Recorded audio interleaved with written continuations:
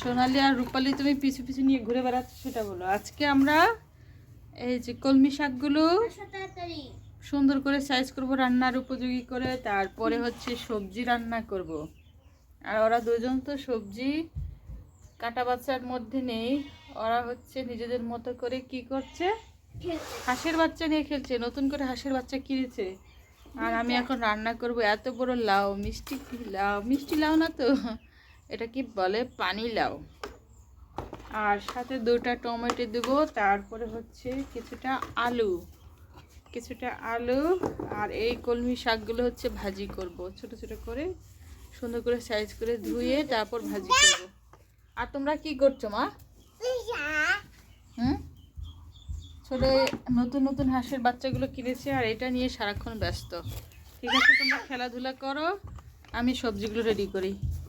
সবজি দুটো ধুয়ে আমি একটা রান্না চড়িয়ে দিয়েছি, সেটা হচ্ছে শাক ভাজি। আর এই ফাঁকে আমি অনেকগুলো কাজ করব এখন।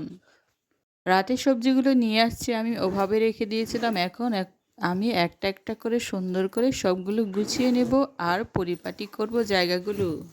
টিফিনগুলো সবগুলো একসাথে জড়ো করে রেখেছি, পরবর্তীতে এটা বাইরে ফেলে দেওয়ার জন্য। আর পেঁয়াজগুলো আমি এক সাইড করে রাখছি, যাতে করে আমি অল্পতেই খুঁজে পাই, আমার চোখের সামনে যাতে থাকে।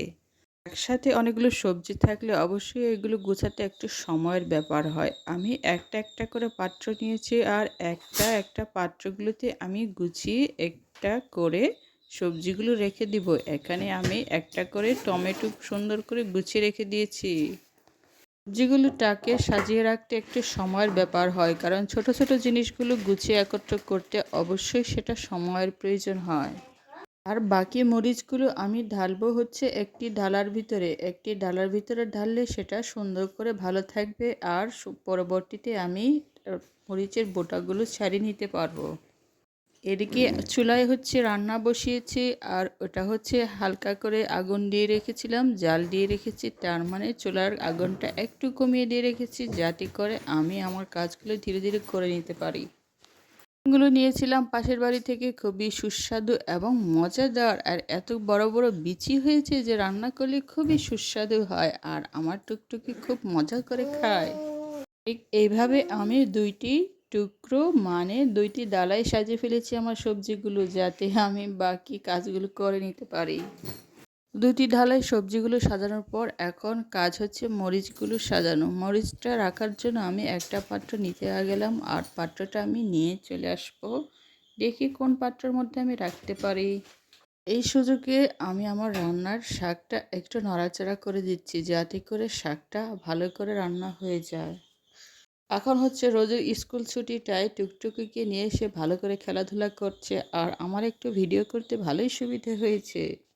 ওরা বাইরে খুব মজা করে খেলাধুলা করছে, আর আমি আমার ঘরের কাজগুলো সুন্দর করে গুছিয়ে নিতে পারছি। এখন অনেকটা আরামদায়কভাবে কাজ করতে পারছি, কারণ এখন শীতের আমেজটা একদম নেই বললেই চলে। শীতের আমেজটা একবারে চলে গেছে, এখন অনেকটাই গরম পড়েছে। এখন আমি 3টা ডালায় সবগুলো সবজি এক এক করে সাজিয়ে ফেললাম। একটাতে মরিচ, একটাতে টমেটো, আর আরেকটাতে হচ্ছে শিমগুলো নিয়েছি, টমেটোগুলো, তারপর এই তো শিমগুলো আমি সুন্দর করে গুছিয়ে নিলাম। সাজিয়ে রাখতে অবশ্যই সময়ের ব্যাপার হয়েছে। আর এদিকে আমার চুলের রান্নার শাকটাও তৈরি হয়ে গেছে, খাবার উপযোগী। কলমি শাকটা এতই মিষ্টি লেগেছে, একটু টেস্ট করে দেখেছিলাম রান্না হওয়ার পর। আর মাছটা ভাজি করে রেখেছি, তারপর হচ্ছে আমি আমার লাউটা অনেক সুন্দর করে রেডি করে রেখেছি রান্নার করার জন্য। আর চুলাতেও রান্না করে বসিয়ে দিয়েছি, খুব টেস্টি হবে নিশ্চয়ই, কারণ এটা হচ্ছে একেবারে দেশি লাউ। দেশি লাউ খেতে খুবই টেস্টি আর সুস্বাদু হয়, আমার তো খুবই পছন্দের দেশি লাউ। অবশেষে আমার রান্নাটা শেষ হয়ে গেছে, খেতে বসে পড়েছি। আমি গোসলও করে নিয়েছি খাওয়ার আগে। খেতে বসে মনে হচ্ছে আমি অনেকগুলো খাবার নিয়ে ফেলেছি, আর খেতে খুবই টেস্টি লাগছিল। আমি বারবার নিয়ে খাচ্ছিলাম শাক আর সবজি, মাছ দিয়ে। এতগুলো মজাদার সবজি নিলে অবশ্যই খাওয়ার মজাটাই অন্যরকম হয়। ভাতগুলো মাখছিলাম আর মনে মনে ভাবছিলাম কত টেস্টি আর মজাদার হয়েছে। ওয়াও! শাকটা ভাত দিয়ে যখন মেখে নিচ্ছি তখন খুবই মজা লাগছে। আর একটা একটা সেই লম্বা লম্বা করে নিয়েছিলাম, এগুলো খেতে খুবই ভালো লাগছিল। টুকটুকি ঘুমিয়ে পড়েছে, এই কারণে আমি একটু আজকে আরাম করে বসে খেতে পারছি। বসে মজাদার সময়টুকু একটু উপভোগও করতে পারছি। সময় খাবার টাইমে টুকটুকি আমার কোলে বসে থাকে আর ওকেও খাওয়াই, আমিও খেয়ে থাকি। আজকের দিনটা শুধু একটু অন্যরকম, কারণ সে ঘুমিয়ে পড়েছে। মাছের মাথাটা খেতে কিন্তু সেই রকম লাগছিল।